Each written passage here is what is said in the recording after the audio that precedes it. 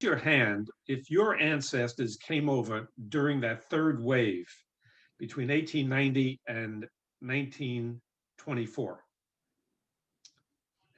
Okay, so I would imagine that the majority of you would have ancestors who came over during that third wave.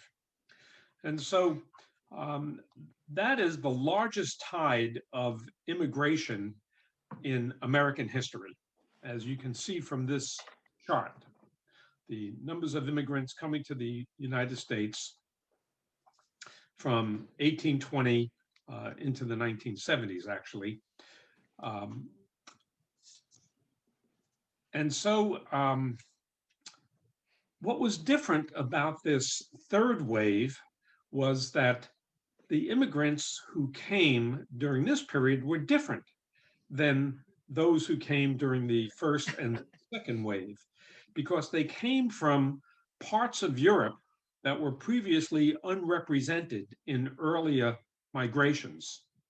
They came largely from Southern and Eastern Europe. Uh, Up until 1890, most immigrants came from Northern and Western Europe, from Great Britain, Germany, Scandinavia. But starting in 1890, the vast majority of immigrants were coming from Russia, from Italy, from Austria-Hungary, and other East European countries. More than 80% um, were Sicilians and Bulgarians, Greeks, Russian Jews, Austrians, Slavs. The two largest groups of these new immigrants were Italians and Jews from Eastern Europe. And most of the immigrants from Southern and Eastern Europe had several things in common that distinguished them from earlier immigrants. They generally lacked the capital to buy farmland, unlike earlier immigrants. So they were mostly poor, and they came from rural areas in Europe. In addition, unlike earlier immigrants, these newer immigrants lacked the education to establish themselves in professions. So they were much more poorly educated than earlier immigrants. They settled overwhelmingly in large industrial cities where they occupied unskilled jobs. Whereas most of the earlier immigration tended to be Protestant, the newer immigrants tended to be Catholic or Jewish. And except for Jews, these newer immigrants were heavily, well, they most of them took unskilled jobs, but aside from the Jewish immigrants, these populations were heavily male, and large numbers of them would work in the United States, but then they would return back to Europe. Many of those young men who came to America thought of their journey as just temporary. They planned to work for what they considered relatively high wages offered in the United States, but only for a period of time when then they would return home. Approximately a quarter to a third of all immigrants who arrived between 1890 and 1924 did just that. They ultimately returned to Europe. Some ethnic groups had very high rates of return. So, for example, 90% of Bulgarian Serbs and Montenegrins returned to their homeland. 60% of immigrants from southern Italy ultimately remigrated, as did almost half of all immigrants coming from Greece. Some of them were known as birds of passage because they crossed and recrossed the Atlantic numerous times. For example, Italian stonemasons. They would come to America to work, and then they would go back to Italy. But when there was a new need for stonemasons, they would come back to the United States, again, work for a certain period of time, and then go back. Now, other immigrants would return home, not as part of their master plan, but because the United States turned out not to be the golden door to a better life as they had expected. For some, illness or injury were reasons why they went back to Europe, while others returned because they were homesick. Many immigrants became disillusioned with the United States, especially the relentless hours of work in dangerous industrial jobs that they were forced to undertake. Some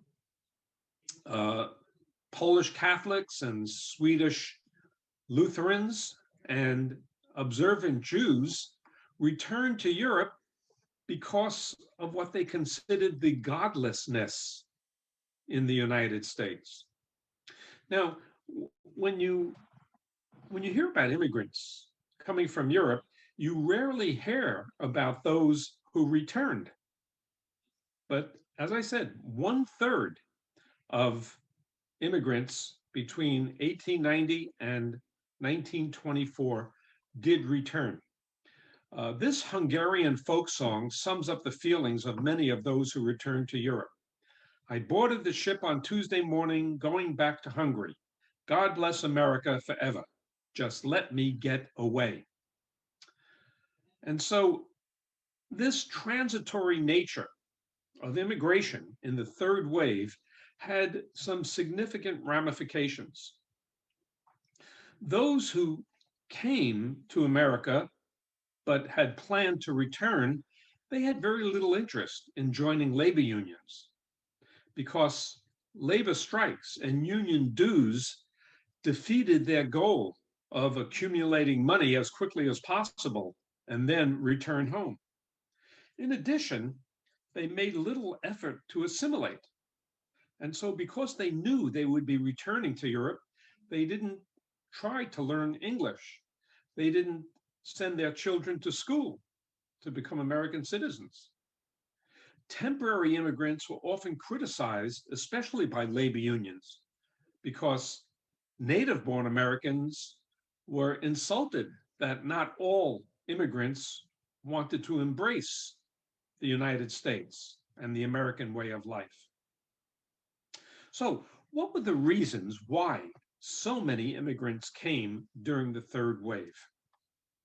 Well, many were rural people who were not able to sustain themselves in the overpopulated countryside in Europe, or they were not able to compete with the mechanized agriculture and cheap imported grains coming from the American Midwest. And so they came for economic opportunity because they couldn't make a living on farms in Europe. Others came to escape political unrest or to escape religious persecution or ethnic conflict. Some came to escape famine. Russian Jews lived under severe restrictions and suffered violent attacks on their villages known as pogroms. And that happened with increasing frequency beginning in 1881, when Jews in Russia were wrongly blamed for the assassination of Tsar Alexander II. On the Italian peninsula, most young men could not acquire farmland, or they could not get jobs in industry. And so they came to America for that reason. Many Europeans emigrated simply for greater opportunity. Some of them were recruited by employers in America who went to Europe to get people to fill jobs in industry. Another reason for the large numbers of people coming during the third wave had to do with advances in transportation that made migration across the ocean more affordable. Uh, in the late 19th century, steamboats could cross the Atlantic Ocean in 2 weeks or less, compared with the sailing ships that took as long as 42 days earlier in the 19th century. By 1900, the newest steamships could cross the ocean in a week. And fares were coming down. There were fare wars between steamship lines that drove prices down, making it possible to cross the Atlantic for as little as $10. The poorest immigrants managed to raise the money for the passage by selling personal possessions or by receiving a ticket from someone who had already migrated to the United States. And then steamship agents promoted what they called American fever, appearing in even the most obscure villages. These agents would show up to sell tickets to the United States with the promise of new and a more prosperous life. By the end of the 19th century, someone in Poland could buy one ticket that would cover their rail fare to Hamburg, Germany, and from there, an ocean passage to the United States, and then a railroad ticket to any city in the United States, all for one ticket. Or a recent immigrant in an American city could buy a ticket for a family or friend, let's say in Krakow, and have it delivered to that person in Poland. Historians call this kind of migration chain migration, because immigrants would send for members of their families in Europe, and they would come over like links in a chain. Letters from friends and relatives already in the United States tended to extol the virtues of immigrating to the United States, claiming that work was abundant and that wages were high. These letters also stressed the social equality and religious freedom and democracy that you could enjoy in the United States. But at the same time, these letters would also honestly reflect the negative features found in the United States, particularly the back-breaking labor facing most newcomers, often insisting that only the toughest should immigrate, warning that those who were too weak should not come to America. Employers encouraged immigrant workers to persuade their friends and family to migrate in order to fill the ranks of labor in American industries. One of the things that immigrants would do when they came over is that they would go to photograph studios where the photographer would have well-to-do clothing. And these immigrants would then put on these sort of middle-class clothes, have their pictures taken, and then sent back to their family in Europe to give them the idea that they were doing very well in the United States, when in fact, they might have been impoverished, but they wanted to convey the message that they were doing well. So what was it like when these new immigrants first arrived? Well, to begin with, they traveled in steerage class, crowded deep into the lowest decks of a ship, where conditions would be unsanitary, where there would not be much food, and certainly no privacy whatsoever. And when you traveled in steerage, that's where seasickness tended to be the worst. And so it was not uncommon to be living amongst people who might be throwing up from time to time.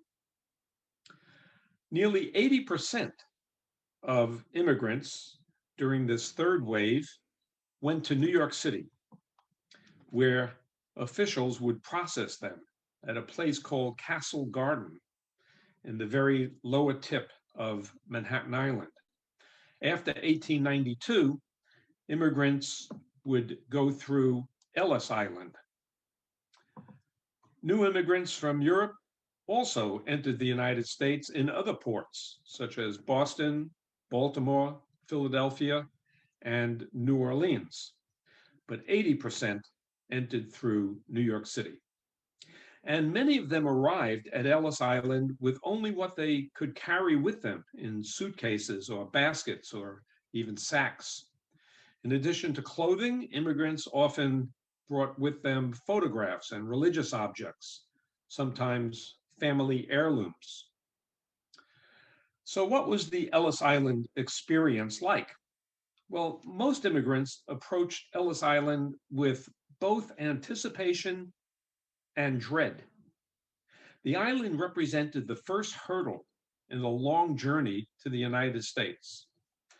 While for most immigrants, Ellis Island symbolized the gateway to a new life, but some people experienced it as the island of heartbreak for reasons that I will explain.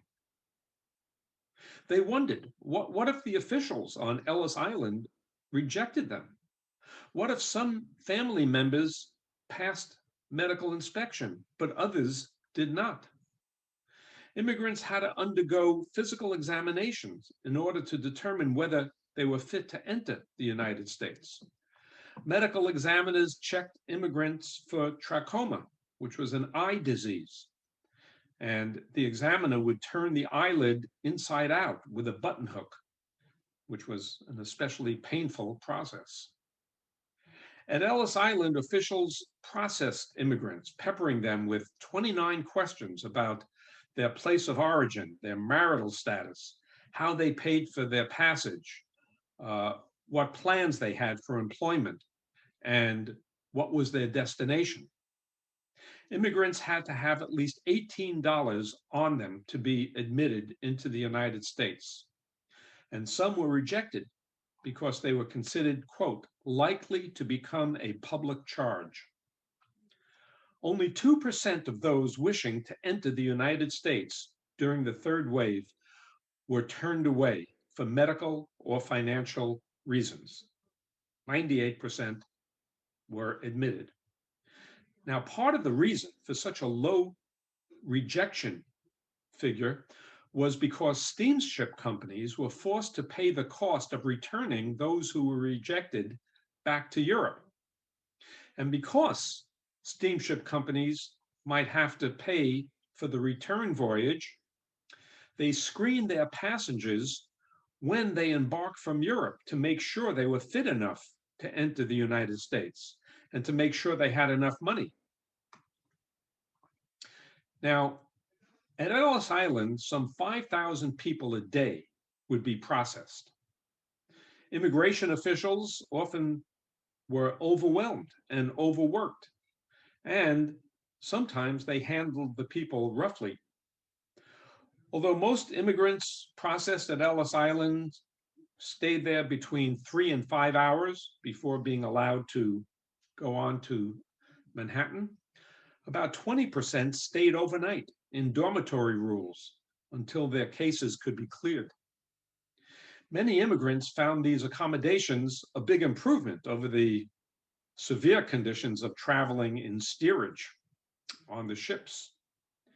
Historians estimate that approximately 40% of Americans today have ancestors who passed through Ellis Island. The Ellis Island Immigration Center was closed in 1954.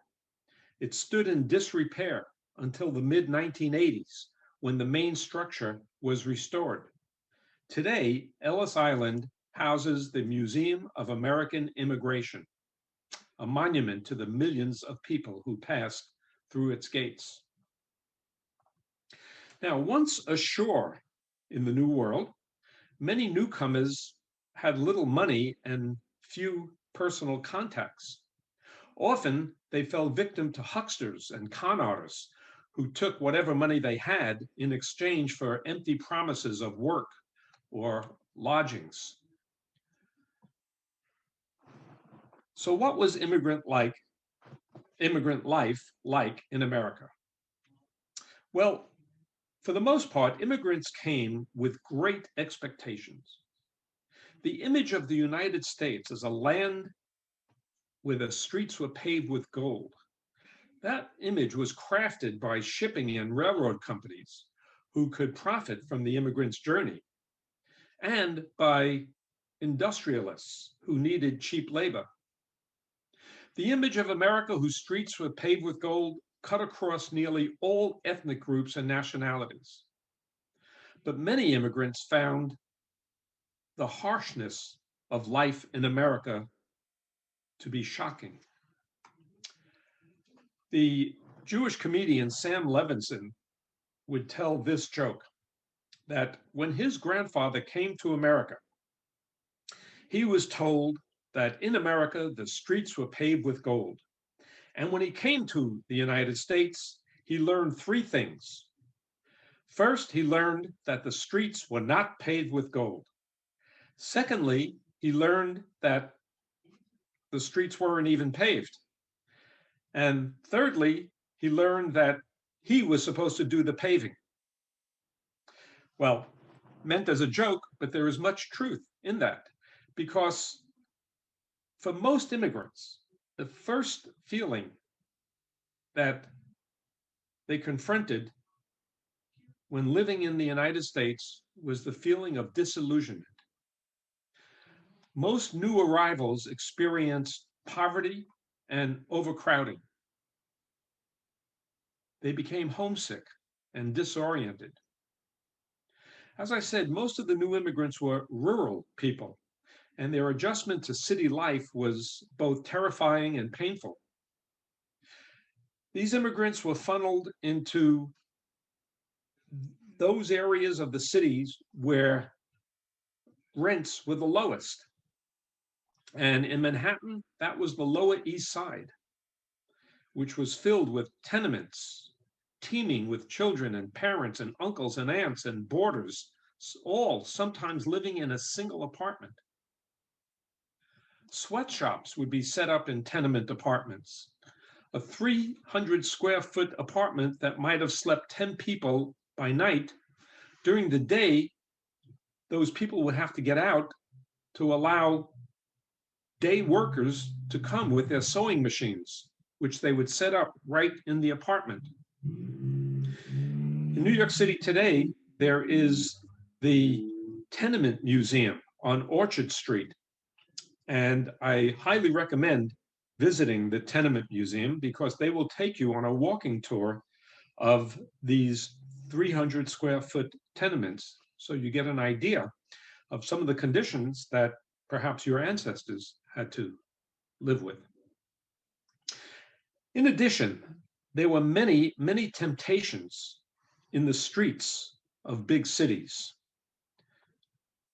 where organized crime was part of daily life, where people were out to cheat you. Husbands deserted their wives. Juvenile delinquency became major problems. So it's no wonder that the dominant motif for the wave of East European immigrants was homesickness and nostalgia for the places they left in Europe. The entire experience was a culture shock, which took generations to overcome, and some never did get over it. Immigrants provided the labor for the nation's exploding industrial growth at the end of the 19th century. These immigrants filled the ranks of unskilled labor. Most of these folks would have preferred to work on their own farms, as many earlier immigrants had done. But the era of free land in the United States was long past by the late 19th century.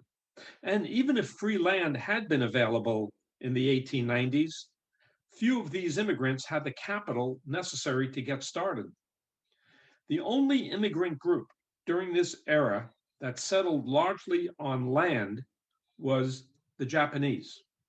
And they did so in an expanding agricultural economy on the West Coast. The labor demands in industrial factories came as a shock to many of the newcomers. While some had experienced working in industry in Europe, most came from rural backgrounds. And to them, America seemed like the land of bosses and the land of clocks. I mean, think about the tyranny of the clock. If you lived on a farm in Europe and now you came to America, you had to work in a factory, you had to be at the job at a very specific time. You had a manager looking over you to make sure you were working efficiently. You were given 15 minutes or maybe 30 minutes for lunch, and then you had to report back to work at a certain time. So you really felt like you were under the tyranny of a clock. Immigrants often filled the most dangerous and demanding jobs. Immigrant laborers suffered death in industry at a much higher rate than native-born workers. Language barriers contributed to hardships on the job. And because immigrants worked with hazardous machines, they didn't always understand directions, which sometimes led to industrial accidents. They were overworked, often exhausted, and some succumbed to diseases such as tuberculosis and typhoid fever. Now, while the wages that they received in the United States were far better than they might have received in Europe or Asia, immigrants still toiled at the lowest paying jobs. And because they were the most recently hired, they were often the first fired when the economy slowed down. Economic depression often resulted in a flurry of return migration. But nearly all of the immigrants were ambitious. They were eager to succeed.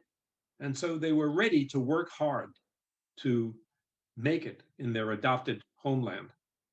Specific ethnic groups concentrated on particular jobs in industry. So, for example, Poles, Hungarians, and Slavic peoples worked in mines and steel mills in Pennsylvania, also in the stockyards of Chicago. East European Jews, many of whom were already skilled in the needle trades, flowed into the expanding ready-made garment industry in New York City, which an industry that had been established by earlier German Jews who came to the United States. Italian men wielded the shovel. They dominated municipal work crews in New York, Chicago, and San Francisco, paving streets, digging sewer and water lines. Italian women worked in the garment industry. Immigrants embraced a number of strategies in order to make ends meet financially. As most immigrant men did not make enough money to support an entire family, their wives and children had to pitch in.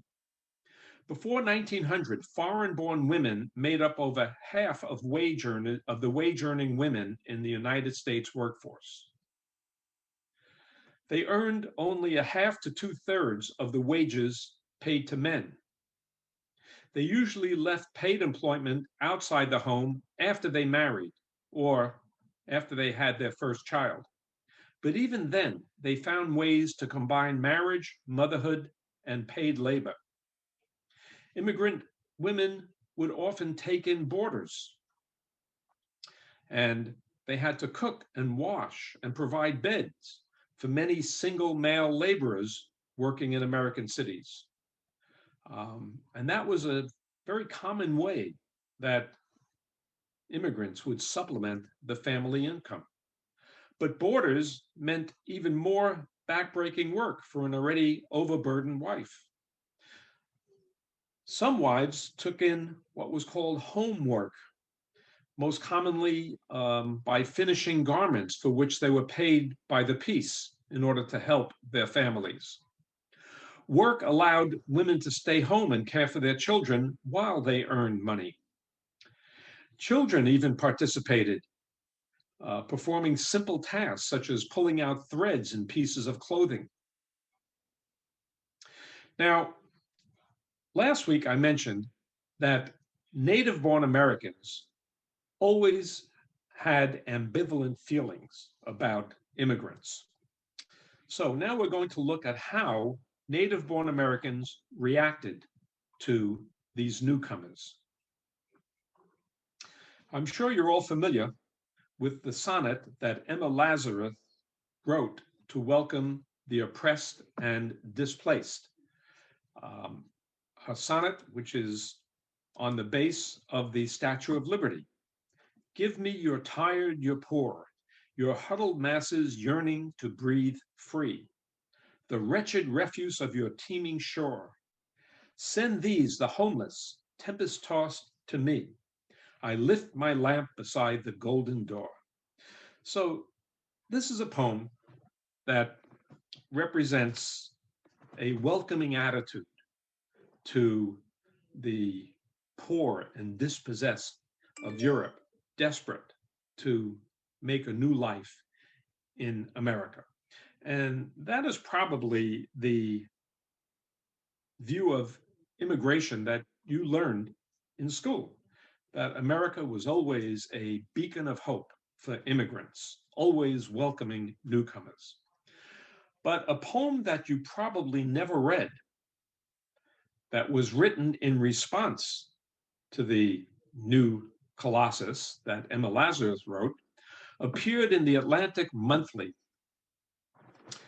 And it was entitled Unguarded Gates, written by Thomas Bailey Aldrich. This poem had a very different message. Wide open and unguarded stand our gates, and through them presses a wild, motley throng. Men from the Volga and the Tatar, meaning the Volga River, and Tatars were referred to as Russians, from the Tatar steppes. Featureless figures of the Huang Ho, meaning immigrants from Asia. Malayan, Scythian, Teuton, Celt, and Slav, flying the old world's poverty and scorn, those tiger passions here to stretch their claws. In streets and alleys, what strange tongues, loud accents of menace, alien to ours, voices that once the Tower of Babel knew. Well, this is a very negative depiction of immigrants coming to the United States in the early 20th century. So these two poems represent the contrasting reception that immigrants received. The new immigrants who came from Southern and Eastern Europe created fears and anxiety among some native-born Americans. Some native-born Americans looked upon these immigrants from Southern and Eastern Europe with their cultures and languages and religions that seemed particularly foreign. They thought that they were too different for them ever to become true Americans. Here is a cartoon called Uncle Sam's Lodging House. And each of these beds are labeled Russian, Irish, German. So these immigrants are coming to America with different languages, different cultures, different religions, different than previous immigrants. And Uncle Sam does not seem thrilled by these newcomers. Jews seemed especially threatening to Americans who thought of the United States as a Christian nation. Asian immigrants, especially the Chinese, seemed even more different, incapable of ever assimilating. For some native-born Americans, the arrival of these new immigrants seemed to be the decline of civilization itself. And so here we see Uncle Sam looking at these new immigrants who are depicted as rats coming from the slums of Europe. Not only were the newest arrivals different from other Americans in many ways, they also settled in the most congested districts of America's industrial cities. Immigrants from Southern and Eastern Europe were described as illiterate, unwashed, undisciplined, and undesirable.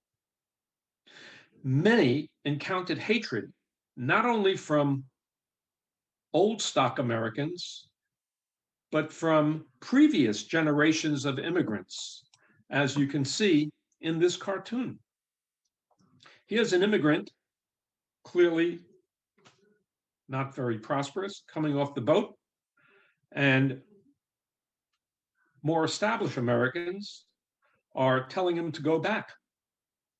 But look at the shadows behind these more established Americans. They are their own ancestors who came off a boat looking very much like the new immigrant.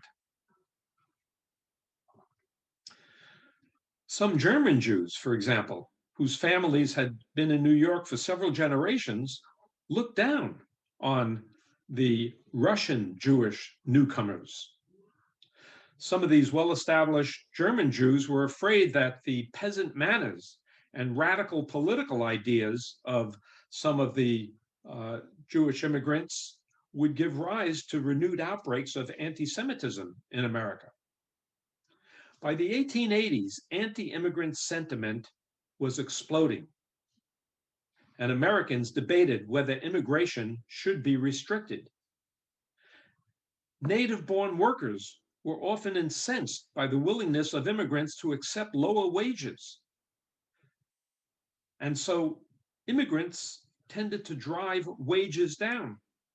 And so in this cartoon, we see an immigrant taking the bread off the table of a native-born worker.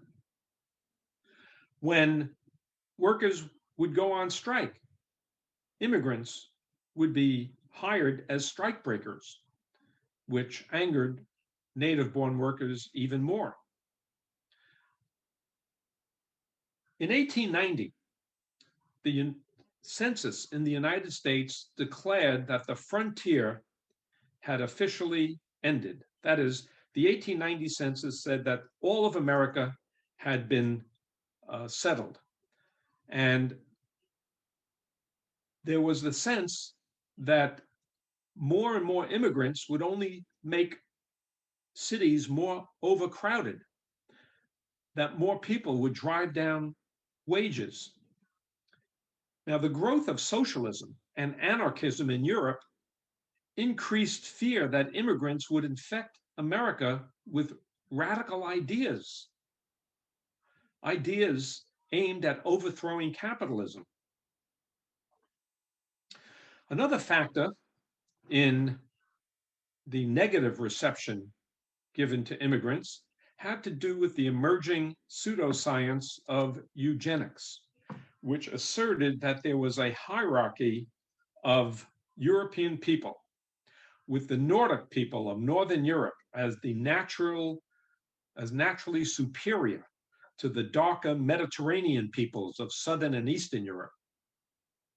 Those people from Southern and Eastern Europe were depicted by eugenic scientists as, quote, beaten men from beaten races, representing the worst failure in the struggle for existence. Now, eugenics was promoted by professors at the most elite universities. It was embraced by wealthy industrialists such as Andrew Carnegie and John D. Rockefeller and Alexander Graham Bell. Some eugenicists claimed that the United States was in immediate danger of committing racial suicide by accepting people of inferior racial stock that would, quote, mongrelize the American nation. And so this eugenic movement gave a boost to the cause of restricting immigration to America. Francis Bellamy was a nativist who was alarmed at the influx of so many Italians and Russian Jews coming to America. He referred to them as, quote, the vilest elements. And he felt if it were at all possible to Americanize the children of this flood of newer immigrants, then the school would have to be where the acculturation would have to take place. And in 1892, at the 300th, commemorating the 400th anniversary of Columbus, Francis Bellamy composed the Pledge of Allegiance as a way to create patriotic Americans out of suspect aliens. The first law requiring a flag salute came in New York City the day after the start of the Spanish-American War in 1898. When Francis Bellamy died in 1931, his pledge had become a symbol of patriotism that approached the national anthem. It was regarded by many Americans as an antidote to radical and alien ideas brought here by immigrants. To this day, school children throughout the country are required to recite the Pledge of Allegiance. But some see the pledge in a negative light, that it's an attempt to coerce patriotism. They argue that the rote repetition of the pledge rendered the words meaningless. And so I often ask my students, does anyone know who Richard Stans is? And my students scratch their heads. They wonder, I don't know, who is Richard Stans? Now, you should all be familiar because you pledge allegiance to the flag of the United States of America, to the Republic for Richard Stans. And I bring this up to highlight that the pledge is really a rote ritual in which the students taking the pledge rarely think about the words and what it means. Now, some question, why does a nation that prides itself on individualism and personal freedom, as we do in the United States, why should we require school children and legislators to begin the day with a public affirmation of their loyalty to a country? Why does arguably the most liberal country in the world continue a practice that is most commonly employed by the most repressive regimes, where people are forced to pledge their loyalty to autocratic regimes? Okay, so as I mentioned, starting in the 1880s, there was a movement to restrict immigration in America. Last week, I mentioned that the first attempt to restrict immigration was the Chinese Exclusionary Act of 1882. That law not only excluded Chinese workers, but it also excluded lunatics. That was the term that was used, and people who would likely become a public charge. Then in 1887, the American Protective Association was formed. This was a group committed to stopping immigration, particularly from Southern and Eastern Europe. Members of this group blamed the economic collapse of the 1890s on the Pope, who they claimed sent immigrant laborers to overthrow the American government. By 1894, membership in the American Protective Association reached 500,000. That same year, the Immigrant Restriction League emerged, proposing literacy tests to filter out the so-called inferior people coming into the country. But aside from the 1882 Chinese Immigration Act, restriction proposals made very little progress in Congress. Presidents were caught in a political tangle. On the one hand, they were sensitive to the anti-immigrant platform of labor unions. But on the other hand, businessmen needed workers to fill the ranks of their factories. Immigration was providing a cheap and plentiful labor supply for the rapidly growing economy. So when Congress passed an anti-immigrant bill in 1897, President Grover Cleveland vetoed it. He labeled the anti-immigrant bill illiberal, narrow, and un-American.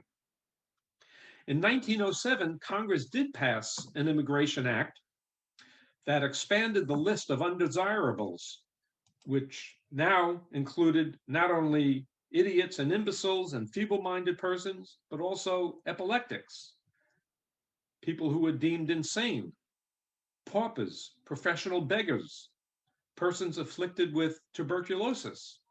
Also excluded were felons, anarchists, polygamists, and others who were guilty of crimes of moral turpitude. Theodore Roosevelt was particularly concerned about what he called the evil effects of unrestricted immigration. When he was president, he said, "We cannot have too much immigration of the right sort, and we should have none whatsoever of the wrong sort." Well, what did he mean by immigration of the right sort? Well, Teddy Roosevelt embraced eugenics. So he meant we need immigrants coming from Northern and Western Europe, not from Southern and Eastern Europe. You might recall ex-President Trump, saying, why don't we have more immigrants coming from Norway instead of from Central America? So very similar to the sentiments of Teddy Roosevelt. In 1903, Roosevelt said we had to get a handle on immigration. And so a study was undertaken to see the impact of immigration. And the result was something called the Dillingham Commission Report. And these were the findings. It discovered that since the 1880s, immigrants had mainly come from Southern and Eastern Europe. The commission recommended that a literacy test be used to make it harder for so-called inferior immigrants to come.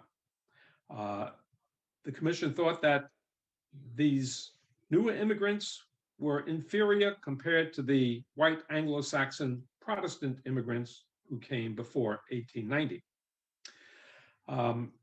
And so they recommended that a literacy test be given where the immigrant would have to write a short passage in English or in another language to show that they were literate. The Dillingham Report was a 41-volume study. It came out in 1911, and it suggested that older immigrants from Northern and Western Europe were the desirable immigrants rather than the newer immigrants. And so this is what they urged, a literacy test to keep out less educated immigrants. And they recommended immigration restriction based on nationality.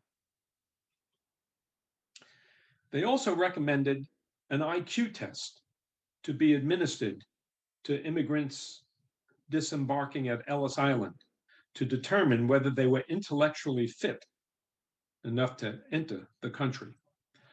Now, when the IQ test was first administered, most of the immigrants couldn't read the language. So they substituted the following as the IQ test. This is an actual IQ test that was administered to immigrants coming in Ellis Island. The immigrant taking this test had to point out what was missing in each of these pictures. So in the first row, you could see clearly the mouth is missing, eyes, the nose. But look at the second row.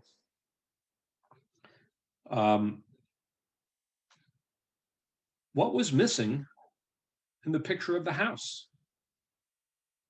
Well, what was missing, as far as the test makers were concerned, was a picket fence. Well, an immigrant coming from peasant villages in Europe would not necessarily see a picket fence around a house. And look at this light bulb. What's missing here? Well, the filament is missing, but some of these immigrants had never seen a light bulb. So this IQ test was culturally biased. Other examples, down here, what's missing here is the tennis net. Well, most immigrants had never seen a tennis court. Or here, in this early phonograph, what's missing is the horn where the music comes out. And again, many immigrants had never seen a record player. The first IQ test that was administered claimed that 80% of all Jewish, Polish, Italian, Hungarian, and Russian immigrants were feeble-minded. Could you imagine that this test would determine whether the person taking it was feeble-minded or not? But these findings also had a built-in class bias. Only those immigrants who came over in steerage had to take this IQ test. The assumption was, if you could afford to pay for a better ticket on the passage over, then you must be admissible to the United States. Now, anti-immigrant feeling greatly increased once America entered the war against Germany in 1917. President Woodrow Wilson regarded German Americans and Irish Americans as suspect. He once declared that any man who carries a hyphen around with him carries a dagger that he is ready to plunge into the vitals of the Republic. What did he mean by a hyphen? Well, he's talking about German-Americans, Irish-Americans. Anti-German propaganda led to attacks on German Americans. During World War I, vigilantes ransacked the homes of German Americans. In Illinois, a German American was lynched, and a jury took only 15 minutes to acquit the perpetrator, justifying the lynching as, quote, a patriotic murder. Former President Teddy Roosevelt was behind a movement to convert all hyphenated Americans into 100% Americans, urging them to abandon all traces of the customs, beliefs, and language that they had brought with them from the old country. President Wilson issued 2 sets of regulations in 1917, imposing restrictions on German-born male residents of the United States over the age of 14. German citizens were required to register with the federal government and carry their registration cards with them at all times. Some 2,000 German citizens were imprisoned beginning in 1917, held in detention camps in Utah and Georgia for the rest of the war. Many were immigrants suspected of sympathizing with their native land. Allegations against them included spying for Germany or endorsing the German war effort.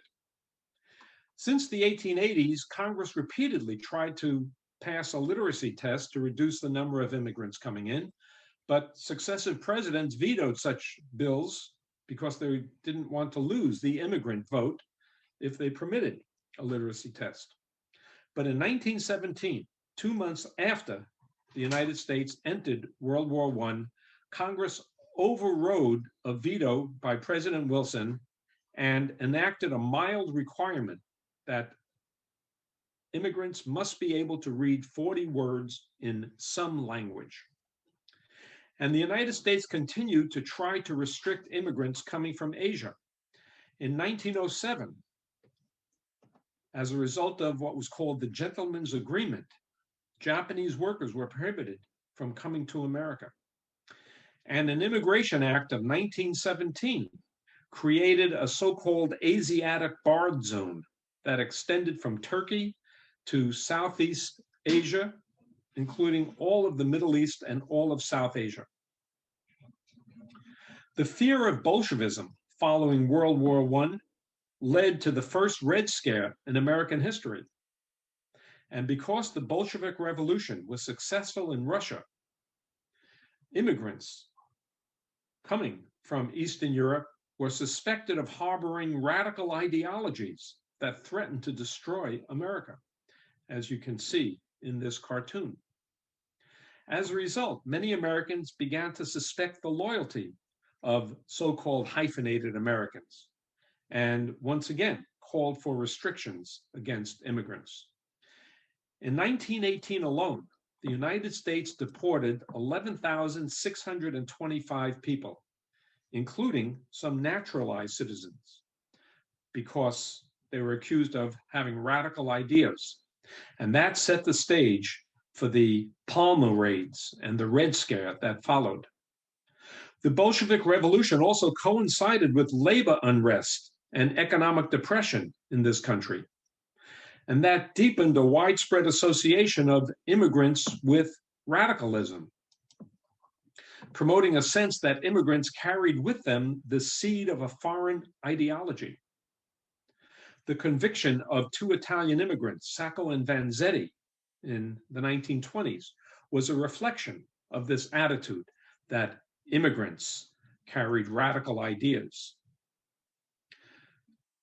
In 1921, Congress passed the immigration quota law that limited immigrants from specific nationalities to 3% of the foreign-born from that nation who were living in the United States in 1910.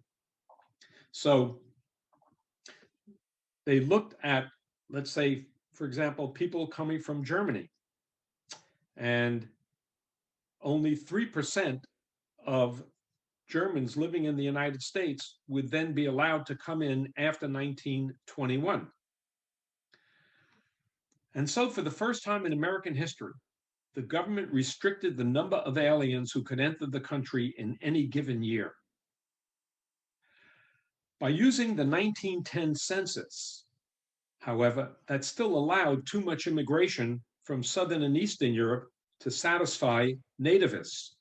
And so 3 years later, Congress passed a new Immigration Quota Act, which specifically restricted immigration from Southern and Eastern Europe by limiting the new immigration quota to 2%, this time based on the 1890 census.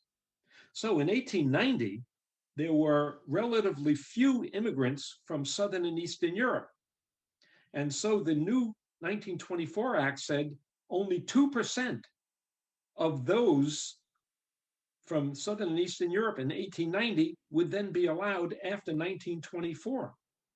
And the result is that that severely restricted immigration from Southern and Eastern Europe. At the time, this law was widely hailed for its so-called biological wisdom, meaning that it was keeping out racially inferior people. This 1924 Immigration Quota Act would not be revised until 1965. This law had particularly tragic consequences when European Jews were desperate to flee Nazi-controlled nations, but they were denied entry into the United States because of the quotas established by this 1924 Act. This act did not apply to immigrants from the Western Hemisphere because agricultural growers wanted an unlimited supply of workers from Mexico and Central America. But this was during Prohibition, and there was a sharp increase of smuggling across the Canadian and Mexican borders. So 2 days after the passage of this 1924 act, Congress created the U.S. Border Patrol. Anti-immigrant feeling in the 1920s reflected the call of President Warren G. Harding for a return to normalcy. And that struck a chord in many Americans who were disillusioned after World War I, not in the mood for any more noble crusades. Americans who were fed up with labor strikes, with mass immigration, and the threat of radicals. And so this cartoon shows the popular dissatisfaction of Americans with immigrants. Some people wanted to return to a simpler time, to so-called normalcy, even if these good old days existed only in the popular imagination. So that concludes the lecture on immigrants during the third wave from 1890 to 1924.